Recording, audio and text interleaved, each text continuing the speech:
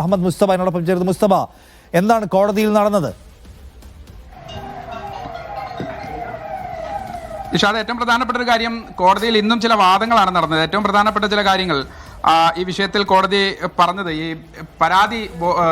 ബോബി ചെമ്മണ്ണൂരിന്റെ ജാമ്യ ഹർജി പരിഗണിക്കുന്ന സാഹചര്യത്തിൽ ആ ജാമ്യാപേക്ഷയിൽ കൊടുത്ത ചില പരാമർശങ്ങൾ ബോബിക്ക് ആദ്യഘട്ടത്തിൽ തിരിച്ചടിയായി. അതിൽ ഉറച്ചു നിൽക്കുന്നുണ്ടോ എന്ന് കോടതി ചോദിച്ചു. കാര്യം, ഈ പരാതിക്കാരിക്ക് പ്രത്യേക മികവൊന്നുമില്ല എന്നുള്ളൊരു പരാമർശം, അല്ലെങ്കിൽ അങ്ങനെ എക്സെപ്ഷണൽ മികവുള്ള ഒരാളാണ്, അല്ലെങ്കിൽ ഒരു നടിയോ അല്ലെങ്കിൽ പാട്ടുകാരിയോ അങ്ങനെ ഒരു വലിയ സെലിബ്രിറ്റി ആണെന്നുള്ള മറ്റുള്ളവർക്കൊരു വാദമൊന്നുമില്ല എന്നൊരു കാര്യം ബോബി ചെമ്മണ്ണൂർ ഈ പരാതിയിൽ ഒരു ഗ്രൗണ്ട്സിന്റെ ലെവലിൽ ഒരു പോയിന്റായി ഉന്നയിച്ചിട്ടുണ്ട്. പക്ഷേ അത് ആദ്യഘട്ടത്തിൽ തിരിച്ചടിയായി. പക്ഷേ പിന്നീട് അതിൽ ഉറച്ചു നിൽക്കുന്നില്ല എന്നുള്ളൊരു കാര്യം ഈ അഭിഭാഷകൻ കോടതി അറിയിച്ചതിന്റെ സാഹചര്യത്തിലാണ് പിന്നീട് അതിൽ നിന്ന് മാറിപ്പോയത്. എന്തായാലും കോടതിയുടെ പൊതുവായൊരു സ്വഭാവം ഈ ദൃശ്യങ്ങൾ പരിശോധിക്കുന്നു. അതോടൊപ്പം തന്നെ ഇത്ര ദിവസം റിമാൻഡിൽ കഴിഞ്ഞതില്ല എന്നതുൾപ്പെടെയുള്ള കാര്യങ്ങൾ കോടതി ചോദിക്കുന്നുണ്ട്. എന്തായാലും ഇന്ന് 3:30 വിശദമായ അപ്ലോഡ് ചെയ്യും.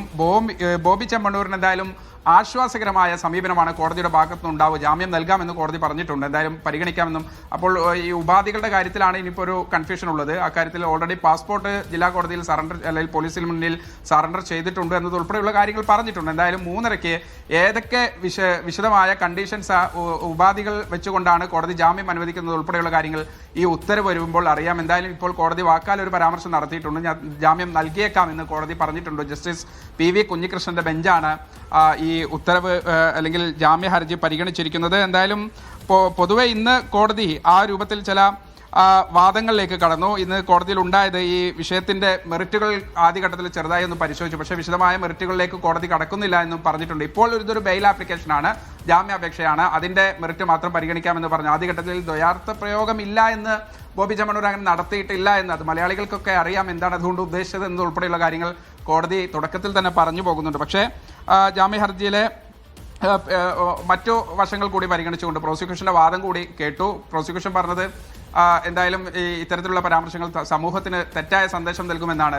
അത് സ്വാഭാവികമായി ഇതിനകം തന്നെ ഈ ആളുകൾക്ക്, ഇത്തരം ആളുകൾ ഇങ്ങനെ പരാമർശങ്ങൾ നടത്തിയാൽ ഫലം അനുഭവിക്കേണ്ടി വരും, തിക്തഫലം അനുഭവിക്കേണ്ടി വരും എന്നുള്ളൊരു മെസ്സേജ് ഇതിനകം തന്നെ സമൂഹത്തിന് കിട്ടിയിട്ടുണ്ട് എന്നുള്ളൊരു കാര്യം കൂടി കോടതി ഓർമ്മിപ്പിക്കുന്നുണ്ട്. അതിനർത്ഥം എന്തായാലും ആ മെസ്സേജ് ഓൾറെഡി സമൂഹത്തിന് കൈമാറിക്കഴിഞ്ഞു. ഇനി റിമാൻഡിൽ കഴിയുന്ന ഒരാളെ പുറത്തേക്ക് വിടാൻ വലിയ തടസ്സമൊന്നുമില്ലല്ലോ എന്നുള്ളൊരു രൂപത്തിലാണ് പ്രോസിക്യൂഷനോട് കോടതി ചോദിക്കുന്നത്. എന്തായാലും 3:30 മണിക്ക് വിശദമായ വിധി അപ്ലോഡ് ചെയ്യും. ആ വിധിയിൽ അറിയാം ഏതൊക്കെ തരത്തിലുള്ള ഉപാധികളാണ് ബോബി ചെമ്മണ്ണൂരിന് ഉണ്ടാവുക എന്നതുൾപ്പെടെയുള്ള കാര്യങ്ങൾ. എന്തായാലും ദ്വയാർത്ഥ പ്രയോഗം നടത്തിയിട്ടില്ല എന്ന് പറയാനാകില്ല എന്ന് കോടതിയുടെ ഒരു നിരീക്ഷണമുണ്ട്. പക്ഷേ കേസിന്റെ വിശദമായ മെറിറ്റിലേക്ക്, അത് വിചാരണ വേളയിൽ പരിഗണിക്കേണ്ട കാര്യങ്ങളാണ്, അത് ജാമ്യാപേക്ഷ പരിഗണിക്കുന്ന ഒരു കാര്യത്തിൽ പറയേണ്ടതല്ല എന്നുകൂടി കോടതി ഓർമ്മിപ്പിക്കുന്നുണ്ട്. എന്തായാലും ചില പരാമർശങ്ങൾ ബോബിക്ക് ഈ ജാമ്യാപേക്ഷയിൽ തന്നെ നൽകിയ ചില പരാമർശങ്ങൾ അത് ബോബിക്ക് തിരിച്ചടിയായിട്ടുണ്ട്. അതായത് മുസ്തഫ, ജാമ്യം നൽകാവുന്നതാണ് എന്ന് കോടതി പറഞ്ഞു. ജാമ്യം എന്ന വാക്ക് കോടതി ഒരു ഉത്തരവ് രൂപത്തിൽ പറഞ്ഞില്ല. വിശദമായ ഉത്തരവ് 3:30 കാത്തിരിക്കുകയാണ്.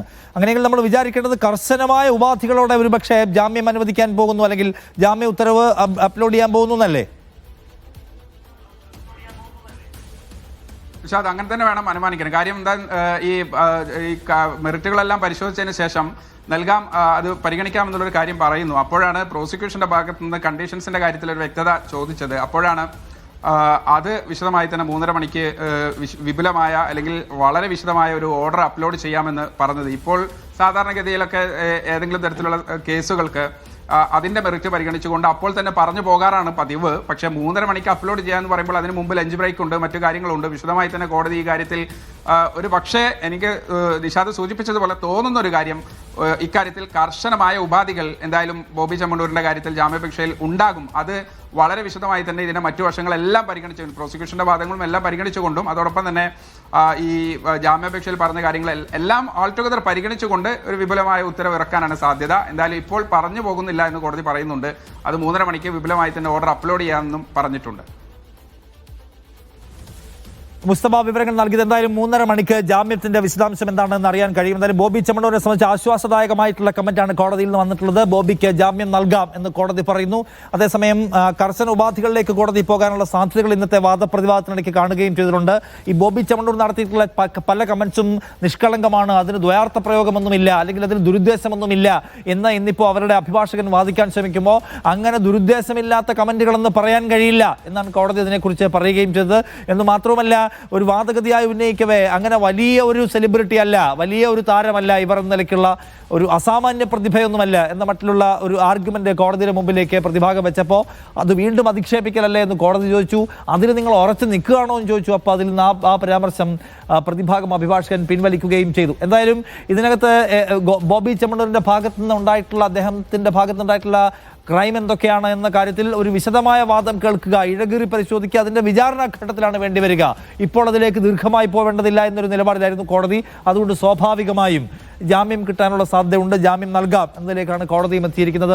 വൈകുന്നേരം 3:30 അദ്ദേഹത്തിന് ജാമ്യം കിട്ടുന്നെങ്കിൽ എങ്ങനെയാണ്, എന്തൊക്കെ ഉപാധികൾ അതിലുണ്ടാകും എന്ന കാര്യത്തിൽ വ്യക്തത വരുത്തിയേക്കും. ഒരുപക്ഷെ മാധ്യമങ്ങളോട് സംസാരിക്കുന്നതിൽ ഉപാധി ഉണ്ടാവാം, ഈ കേസുമായി ബന്ധപ്പെട്ട പരാമർശങ്ങൾ നടത്തുന്നതിൽ ഉപാധികൾ ഉണ്ടാവാം, ജില്ല വിട്ടുപോകുന്നതിൽ ഉപാധി ഉണ്ടാവാം, പലതരത്തിലുള്ള ഉപാധികൾ ഉണ്ടാവാൻ സാധ്യതയുണ്ട്. എന്തായാലും ബോബി ചെമ്മണ്ണൂരിനെ സംബന്ധിച്ച് ആശ്വാസദായകമായിട്ടുള്ള ഒരു വിധി കോടതിയിൽ നിന്ന് ഈ കാര്യത്തിൽ വന്നിട്ടുണ്ട്. അദ്ദേഹത്തിന് ഒരുപക്ഷെ ഇന്ന് രാത്രിയോടുകൂടി പുറത്തിറങ്ങാൻ എറണാകുളത്തെ സബ് ജയിലിൽ നിന്ന് കഴിഞ്ഞേക്കുമെന്നാണ്.